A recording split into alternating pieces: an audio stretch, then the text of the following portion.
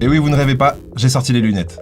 Dans cet épisode, vous allez découvrir 7 habitudes pour devenir plus intelligent. Je me promenais sur YouTube et j'ai tapé « devenir ». Et quand j'ai tapé « devenir » sur YouTube, j'ai vu plein de gens qui voulaient devenir plein de choses différentes. Et je me suis dit comment on pourrait aider n'importe qui à devenir n'importe quoi. Et là, j'ai eu comme une lumière qui s'est allumée en dessus de ma tête. J'ai eu cette idée farfelue mais pourtant évidente. Si n'importe qui pouvait apprendre à devenir intelligent, il pourrait devenir ensuite ce qu'il veut. Qu'est-ce que vous voulez devenir d'ailleurs? Ça, c'est une excellente question. Et j'ai la réponse pour vous. Vous voulez devenir meilleur. Un peu meilleur qu'hier. C'est ça que vous voulez devenir. Et ces 7 habitudes vont participer à ça, je l'espère, je le crois, j'en suis certain. Bien sûr, je ne suis pas un imposteur. Et ceux qui restent jusqu'à la fin auront une méthode simple et efficace à mettre en place pour intégrer ces bonnes habitudes. De connaître les bonnes habitudes ne suffit pas de nos jours. Non, tout le monde connaît les bonnes habitudes. Tout le monde sait qu'il faut arrêter de bouffer ce chocolat dans le tiroir. Mais pourtant, tout le monde continue à le bouffer. Hein? Alors je vais vous donner la méthode simple, efficace et rapide pour intégrer ces habitudes dont on va parler tout de suite. On commence par la première. N'oubliez pas de cliquer sur le bouton rouge où c'est marqué s'abonner là et la petite cloche. Pourquoi? Parce qu'il y a du lourd qui arrive. Là, on a réfléchi avec Ludo, on s'est dit, bon, on voulait essayer quelques trucs et tout, mais on revient en mode pur développement personnel, pure motivation. En fait, c'est vraiment ce qu'on kiffe le plus faire, donc on va se concentrer là-dessus à fond. Et si vous voulez louper aucune vidéo, d'ailleurs, il y a une vidéo très fâchée qui arrive dans les jours qui viennent avec Les Brown. Et là, celle-ci, elle va vous retourner la tête, donc n'hésitez pas, abonnez-vous et cliquez sur la petite cloche si vous voulez louper aucune vidéo. Ça peut changer votre vie. La première habitude pour devenir plus intelligent, c'est simplement écouter des livres audio ou lire des livres. Mais bien sûr, ça ne s'arrête pas là. Sinon, ça serait pas intéressant. Vous le faites déjà, non? Pour devenir plus intelligent plus vite, il est important d'écouter ces livres audio en accéléré. Bien sûr, petit à petit. D'ailleurs, je n'invente rien. Danielle Bragg, actuellement chercheuse chez Microsoft, a fait des études scientifiques sur le sujet. Elle a découvert, grâce à 453 participants d'un âge moyen de 34 ans et tout plein de petites études scientifiques, que, en moyenne, un être humain normalement constitué dit environ 120 à 180 mots par minute. Mais c'est pas ça qui est intéressant. Ce qui est intéressant, c'est qu'elle a découvert qu'on est capable d'écouter et comprendre jusqu'à 309 mots par minute, ce qui fait le double. Bon, pas très dur au niveau mathématique, vous êtes d'accord, mais voilà. Pour vous donner un exemple, d'ailleurs, profitez d'aller sur audible.fr, faites votre abonnement, écoutez des livres audio, lisez des livres aussi par écrit, ça fait du bien, franchement, en vrai de vrai, ça fait du bien. Et pour vous donner un ordre d'idée, pour ceux qui ne vont pas y aller, voilà à quoi ça ressemble d'écouter un livre audio en x2. Par exemple, là, j'écoute Pouvoir par Robert Greene. Audible Studio présente Power, les 48 lois du pouvoir de Robert Greene. Traduit de l'anglais par Mira El Hachibori. Lu par Laurent Jacquet. Note de l'éditeur. Nous tenons à remercier Vous comprenez, non? Karine Ratinet. Vous comprenez? Donc là, on est en x2, et je pense que tout le monde comprend, c'est assez audible. Jeu de mots. Globalement, je suis pas toujours dans un état psychologique à vraiment vouloir écouter mon livre en x2. Mais 1.5, c'est pour moi, c'est une obligation. D'ailleurs, peut-être qu'il y a des effets secondaires à ça. Peut-être qu'après, vous allez parler trop vite comme moi. Et aussi, un autre effet secondaire, c'est que quand les gens vont vous parler lentement, vous n'allez pas réussir à écouter. Vous allez toujours deviner ce qu'ils veulent dire et répondre à ça avant qu'ils aient fini la phrase. Ça, c'est très mal poli. Mais après, vous pouvez pratiquer la méditation à côté, puis ça compensera. Par contre, c'est pas parce que vous décidez d'un coup d'écouter des livres audio ou de lire des livres que vous allez avoir 25 heures dans une journée. Ça, c'est pas possible. Du coup, il va falloir prendre une activité que vous faites actuellement. Par exemple, si vous écoutez 1 heure de musique par jour, vous prenez une demi-heure de cette heure pour écouter des livres audio et ensuite vous vous récompensez avec de la bonne musique.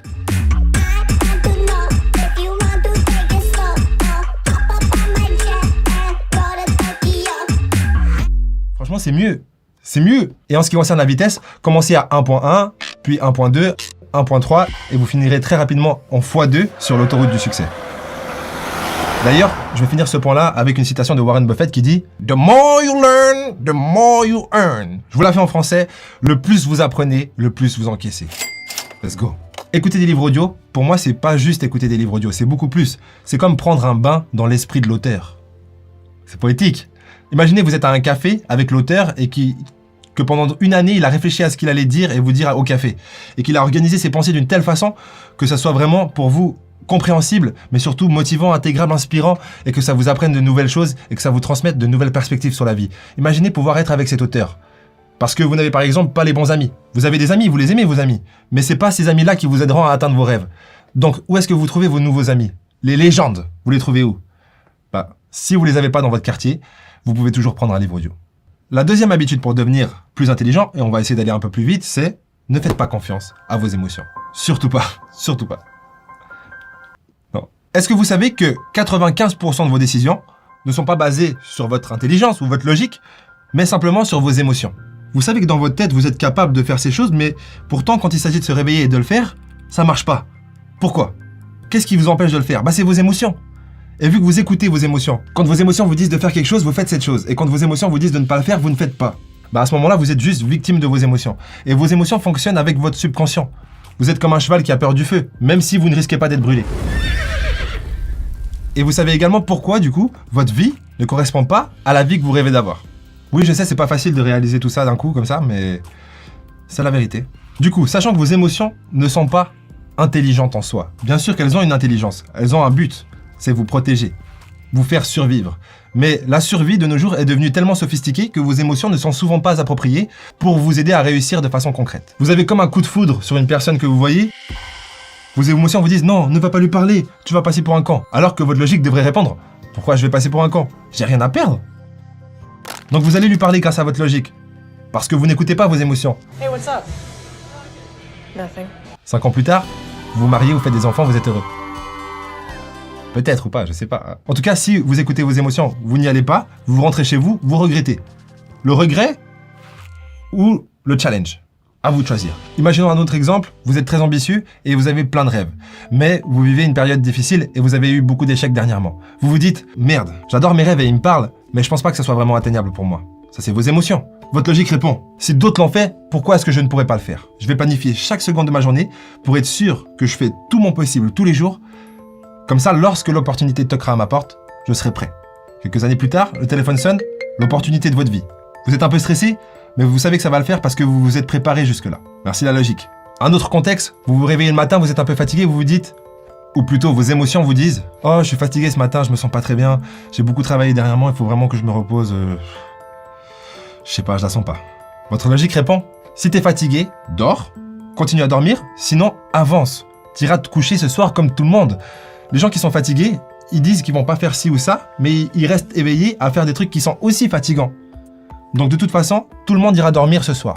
D'ici là, avancez comme des malades. Avancez comme si vous aviez le feu au cul. De toute façon, après des années d'avancement, si vous en avez marre, au moins vous serez là où vous en êtes. Et vous pouvez dire, bon là, j'ai assez avancé, je profite de mes succès passés et je me pose. Il n'y aura jamais de regret, genre j'aurais pas dû avancer si vite, oh le succès c'est combien, oh, j'aurais jamais dû réussir dans ma vie, oh là là, si je pouvais revenir en arrière, si je pouvais revenir en arrière, j'échouerais, ce serait vraiment mieux. Personne ne va se dire ça. Donc de toute façon, vos émotions qui vous disent non mais aujourd'hui ce serait tellement mieux de rester tranquille, ces émotions elles vont disparaître et elles laisseront la place à votre avancement. L'avancement c'est une ressource que vous ne regretterez pas d'avoir, mais d'avoir pris du repos lorsque vous n'en aviez pas vraiment besoin. Il n'y aura pas de regret pour cette journée, mais de journée en journée, ça créera des regrets. L'objectif sera donc, la prochaine fois que vous ressentez une émotion qui vous dit « Ah, j'ai pas la force pour ça », faites quelque chose que vous ne ressentez pas de faire. Ok? C'est ça en fait. Je sais pas combien de pompes vous pouvez faire. Faites-en le maximum.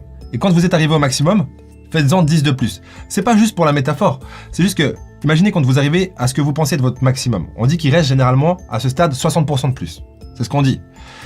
Maintenant, vous avez fait par exemple 30 pompes, c'est votre maximum. Vous êtes là, vous avez les jambes qui tremblent, votre souffle commence à partir en cacahuète. Vous êtes vraiment pas bien, vous avez l'air misérable. Vous êtes en train de trembler comme ça, vous vous sentez pas bien. C'est dans ce sentiment-là que vous évoluez.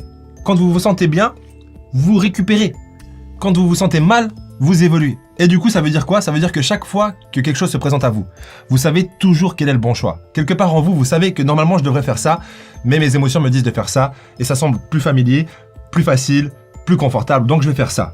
Mais dans le fond, je sais que c'est ça le bon choix. C'est de faire ce que j'ai pas envie de faire, parce que je sais que ça me mènera là où j'ai envie d'aller. Pourquoi je m'énerve comme ça? Et surtout, n'oubliez pas que si vous êtes dur avec vous-même, votre vie sera peut-être facile. Par contre, c'est certain, si vous êtes facile avec vous-même, votre vie sera dure. La troisième bonne habitude, même excellente habitude pour devenir plus intelligent, je l'ai nommée comprendre le fonctionnement de la croyance. Vous allez voir, c'est particulièrement intéressant. On va commencer ce point par une expérience qu'ils ont fait sur National Geographic. Mais avant ça, je vous dis déjà, la quatrième habitude, c'est 3 suppléments qui vous rendent plus intelligent. C'est vraiment le point le plus facile, il suffit de gober des gélules. Donc si ça vous intéresse, la facilité, restez au moins jusqu'au point 4. Maintenant, sur National Geographic, ils ont fait une expérience avec plusieurs personnes. Le but, mettre des lancers francs. Pour faire simple, ils ont pris une magnifique femme et un gentil gentleman. La femme ne sait pas du tout jouer au basket. Elle n'a aucune compétence dans ce domaine. Et le beau Quebla, lui, c'est un bon joueur. Il joue même très bien. Le test était donc le suivant. Ils ont commencé, les deux, à tirer respectivement de leur côté 10 lancers francs chacun. Résultat, après les 10 lancers francs, Madame la beauté n'en a mis 0. Et le beau Quebla, lui, Il en a mis 9 sur 10. L'expérience ne fait que commencer. Ensuite, dans la deuxième étape de cette expérience, ils ont bandé les yeux des deux intervenants. Et, cette fois, ils ont décidé de jouer un peu avec leur cerveau et leurs émotions et leur perception de ce qui se passait en vrai. À chaque fois que madame faisait un lancer franc, il faisait comme si elle l'avait mis. Wow, putain, tu l'as mis, c'est un truc de malade, t'assures et tout. Il l'encourageait comme pas possible. Par contre, avec le basketteur professionnel, à chaque fois qu'il tirait, il disait oh, ouh, catastrophique. Oh là là, c'est la cata. Ils ont fait 10 lancers francs, je crois, les yeux bandés. Puis, ils ont enlevé leur bandeau. Et là, bon, le basketteur un peu déçu, la miss qui savait pas jouer, genre super contente d'elle, elle se dit waouh, je suis devenue trop forte, je joue mieux les yeux bandés. L'expérience n'est pas terminée. Ensuite, troisième étape. Maintenant, ils vont refaire simplement 10 lancers francs, les yeux ouverts, débandés. Non, pas se débander là. Donc, ils ont les yeux ouverts, ils refont tout simplement 10 lancers francs chacun. Qu'est-ce qui s'est passé? Madame qui n'avait mis aucun lancer franc, on a mis 4 sur 10 cette fois. Et mon poteau basketteur professionnel, combien est-ce qu'il en a mis cette fois? 5 sur 10, au lieu de 9 sur 10 avant. Est-ce que vous voyez ce qui vient de se passer? La croyance de réussir ou d'échouer a influencé les résultats suivants, de 40% environ. Et 40% d'amélioration de ce que vous faites juste sur la base de la croyance que vous êtes bon ou mauvais, c'est 40% gratuit. Et je me rappelle que ce concept-là, seul, a changé ma vie. Je me rappelle d'un jour précis où j'étais au travail et je travaillais pour un employeur dont je ne vais pas mentionner le nom. Mais voilà, je travaillais, j'étais employé de bureau. En Suisse, on appelle ça employé de commerce. Peu importe, j'étais à ma pause de midi. Ah non, c'était juste avant ma pause de midi. J'étais donc au bureau. Je devais travailler, mais moi, j'avais décidé de faire un test de QI à ce moment-là. Tout le monde était déjà allé en pause de midi. Moi, je prenais ma pause toujours un peu plus tard. Du coup, je regarde s'il y a personne qui arrive et tout. Je me dis, je vais me faire un petit test de QI, voir à quel point je suis malin. Et du coup, je fais mon test de QI. Étonnamment, et je vous jure, tout ce que je vous dis est véridique, je fais mon test de QI. Et j'ai un score plutôt bon. De tête, je suis pas sûr que c'était vraiment ça le chiffre, mais c'était 135 de QI, je crois. Je sais pas quel est le barème exact. Peu importe, c'était marqué surdoué. J'ai dit, je ferai plus jamais un test de QI de ma vie. Je garderai cette croyance jusqu'à la mort. Jusqu'à la mort, je veux croire que je suis un surdoué. J'ai appelé ma mère, j'ai dit, maman, j'ai fait un test de QI, on m'a dit que j'étais un surdoué. Depuis ce jour-là, j'ai senti mon intelligence se décupler. Je vous jure que c'est la vérité. Et ce que je veux dire avec tout ça, ce qui compte, c'est pas que ce que vous croyez soit juste. Tout ce qu'on peut croire est juste. Comment la croyance s'utilise? En réalité, la croyance, c'est pas pour définir qu'est-ce qui est juste ou faux, sinon c'est savoir. Quand vous savez, bah vous savez. Quand vous croyez, vous n'êtes pas sûr. Mais la croyance a un effet hyper puissant sur votre cerveau. Imaginez, je pars du principe que je crois être faible. Donc je vais dire, je suis faible. C'est ni juste, ni faux. C'est une possibilité de ressenti, dans mon expérience directe et subjective. Si je dis, je suis fort, ça peut être vrai, ça peut être faux. C'est pas ça la question. C'est juste, qu'est-ce que je dois dire pour atteindre mes rêves? Qu'est-ce que je dois croire pour réussir? Qu'est-ce que je dois croire pour avoir envie de faire ce que j'ai à faire aujourd'hui? Qu'est-ce que je dois me dire pour être la personne que je dois être pour ma famille, pour mes amis, etc. Du coup, le but d'une croyance n'est pas d'atteindre la réalité fondamentale de l'existence sur Terre ou sur je ne sais quoi. À mes yeux, en tout cas, le but de la croyance, c'est simplement d'altérer votre expérience subjective de la vie pour vous permettre d'atteindre de meilleurs résultats. En tout cas, pour ceux qui sont orientés objectifs. Et pour les autres qui aiment se morfondre, vous pouvez aussi utiliser la croyance pour vous détruire, pour augmenter votre manque de confiance en vous. La croyance, vous en faites ce que vous voulez, en fait. C'est comme un couteau. Et pour la petite histoire en ce qui concerne le test de QI, j'ai dû attendre 2 ans et demi avant d'en refaire un, mais je vous rassure, je ne suis pas un génie. C'était pas dégueulasse les tests suivants que j'ai fait, mais j'ai pas refait 135 de suite. Le test de QI, de toute façon, ça veut rien dire. La 4e habitude pour devenir plus intelligent, c'est simplement de se nourrir correctement. Et ça, j'espère que vous le faites déjà. Mais pour supplémenter ce que vous faites déjà, on va voir qu'est-ce qu'on peut assimiler comme molécule pour devenir encore plus intelligent si ça existe. Et je crois que ça existe. Ça s'appelle la crinière du lion. Je plaisante pas, c'est un champignon. Et les champignons sont nos amis, croyez-moi. Regardez, j'en ai juste là. J'ai fait des pilules moi-même. Petite crinière du lion. Bon, je vais pas en manger comme ça, j'en ai déjà pris. Vous pouvez l'acheter en poudre directement ou sous forme naturelle, ça à vous de voir. Vous vous débrouillerez pour en trouver si vous en voulez. Ludo va faire flasher les bienfaits du Lion's Mane, donc la crinière du lion, sur l'écran parce que la vidéo va être interminable sinon, et il y a encore pas mal de bonnes habitudes qu'on doit parcourir ensemble. Du coup, 2e supplément, complément alimentaire, je crois que vous dites en France. Mémoire et concentration, c'est le Bacopa. Ça améliore donc la mémoire et la concentration, et ça a d'autres effets positifs. Ludo va faire flasher également les bienfaits du Bacopa à l'écran. Et pour finir, j'en ai malheureusement plus, et j'en voulais d'ailleurs. Le dernier complément alimentaire à absolument prendre tous les jours, en tout cas si vous n'avez pas une alimentation complète, c'est l'oméga 3. L'oméga 3, vous allez voir, pour votre cerveau, c'est parfait. Il va baigner comme ça dans le gras, c'est exactement ce qu'il a besoin pour performer. C'est pas très scientifique, Ludo fait flasher les bienfaits à l'écran. Et il y a une légende qui court sur internet par rapport à l'oméga 3 avec cette histoire. Il y a une mère et son fils, ils étaient dans la voiture, ils ont eu un accident. Le fils a eu des lésions cérébrales graves. Les médecins disaient qu'il n'y avait aucun moyen de récupérer ça, mais sa mère a fait des recherches sur internet. Ça peut être dangereux, mais là, elle a fait ses recherches et elle a trouvé un truc qui lui semblait intelligent. Elle s'est dit, je vais donner 20 fois la dose recommandée à mon fils pour qu'il puisse récupérer ses lésions cérébrales, vu qu'elle a vu que l'oméga 3 pouvait aider dans ces cas-là. Ça a marché. Je sais pas si c'est vrai, mais du coup, il y a quelques années, j'avais déjà lu cette histoire, je me suis dit, je vais augmenter mes doses d'oméga 3. Peut-être que j'ai aussi quelques problèmes en fin de compte. Et j'ai pas pris 20 fois plus, mais j'ai pris vraiment 12 pilules d'oméga 3. Le premier jour, c'est bien passé, aucun problème. Le deuxième jour, j'ai pris ça, une demi-heure plus tard, j'ai vomi un aquarium. Donc respecter les dosages, je pense que c'est mieux. Et n'oubliez pas que c'est que des compléments alimentaires, bien sûr qu'il faut une alimentation saine, bien sûr qu'il faut vous hydrater, bien sûr qu'il faut faire du sport, etc. C'est un tout. Mais là, j'avais envie de vous donner des compléments alimentaires spécifiquement pour améliorer vos capacités cognitives. C'est gratuit. Mais n'oubliez pas d'aller voir votre médecin avant de faire quoi que ce soit que je pourrais proposer ici, parce que je ne veux pas être responsable de votre mort. Non merci. L'habitude suivante pour devenir plus intelligent, c'est tellement évident qu'on va passer très rapidement dessus, c'est améliorer la qualité de votre sommeil. Comment est-ce que vous faites? Je vais vous donner quelques conseils rapides. Premièrement, ne mangez pas 4 heures avant d'aller vous coucher si vous en êtes capable. Pourquoi? Parce que dormir, c'est dormir, digérer, c'est digérer. C'est tout simplement deux activités qui ne vont pas ensemble. Deuxièmement, essayez de dormir dans une pièce où il ne fait pas plus de 18 à 19 degrés. C'est ce que les chercheurs recommandent. Bien sûr, il existe des climatisations et des méthodes de refroidissement silencieuses que vous pouvez mettre directement dans votre lit, mais ça coûte extrêmement cher. Donc, au pire, prenez un petit ventilateur et puis voilà, vous savez survivre quand il fait chaud. Je vais pas vous apprendre ça. Ne regardez pas d'écran quelques heures avant d'aller vous coucher. Ne buvez pas de caféine après 14 heures dans l'après-midi parce que la caféine reste très longtemps dans le sang. Et même si vous avez réussi à vous endormir, ça ne veut pas dire que la caféine ne nuit pas à la qualité de votre sommeil. S'endormir et avoir une bonne qualité de sommeil, c'est deux choses différentes. Essayez d'avoir tous les soirs la même heure de coucher et tous les matins la même heure de lever. Comme ça, il sera plus facile de vous endormir lorsque vous allez au lit. Fermez les stores complètement. Les chercheurs l'ont dit, c'est mieux de dormir dans le noir.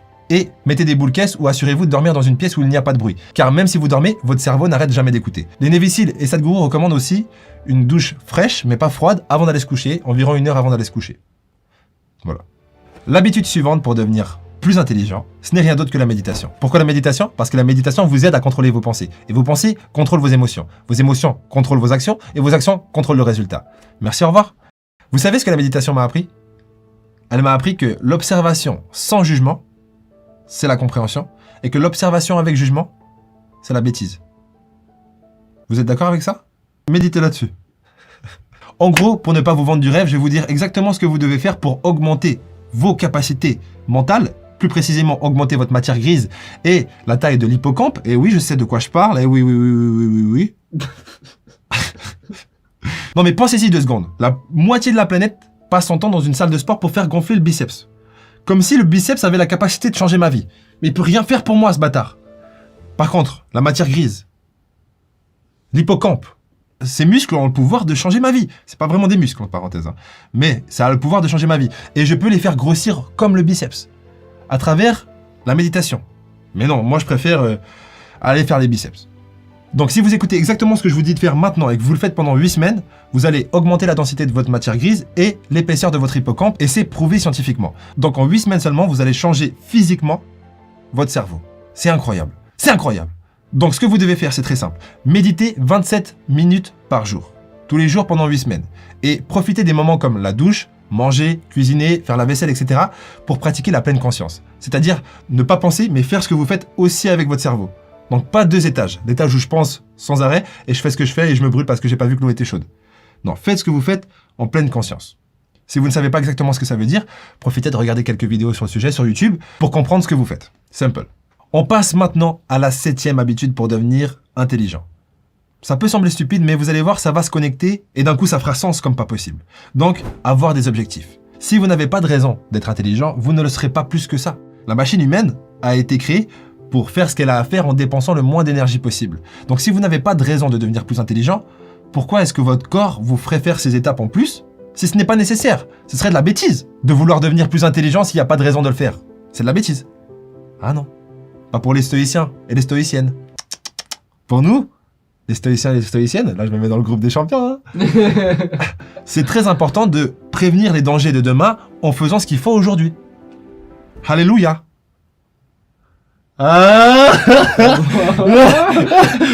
D'ailleurs, petite parenthèse, on a sorti il y a pas longtemps une vidéo avec les meilleures citations de stoïques, vous la retrouvez juste ici, elle déchire franchement.